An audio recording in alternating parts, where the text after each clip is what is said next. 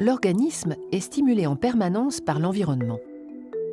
Les yeux réagissent à la lumière, le nez capte des odeurs, les oreilles sont sensibles au bruit, la langue perçoit la saveur des aliments, la peau est sensible à la température et son contact avec les objets permet d'identifier leurs caractéristiques. Ces organes sont associés à nos sens. Ce sont les organes sensoriels. Quand un organe sensoriel est stimulé, il génère des messages nerveux. De nature électrique, ces messages se propagent depuis les organes sensoriels vers le cerveau ou la moelle épinière.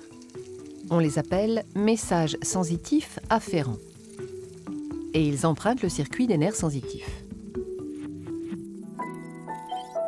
Le cerveau et la moelle épinière sont des centres nerveux. Ils analysent les messages nerveux sensitifs qu'ils reçoivent. Selon l'organe sensoriel qu'il a généré, un message nerveux sensitif arrive à un endroit précis de ces centres nerveux. Par exemple, les messages issus des yeux arrivent dans la partie arrière du cerveau.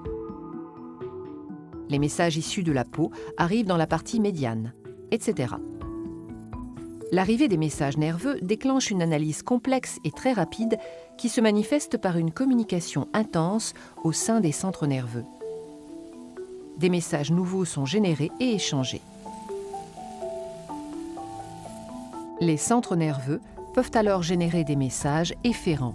Ce sont des messages qui empruntent d'autres nerfs et qui transitent jusqu'à certains organes. Par exemple, les nerfs moteurs sont spécialisés dans la communication des messages moteurs efférents vers les muscles. Lorsqu'un organe reçoit un message efférent, c'est un ordre qu'il reçoit du cerveau et qu'il doit exécuter. On dit que c'est un organe effecteur. Ici, un muscle reçoit l'ordre de se contracter.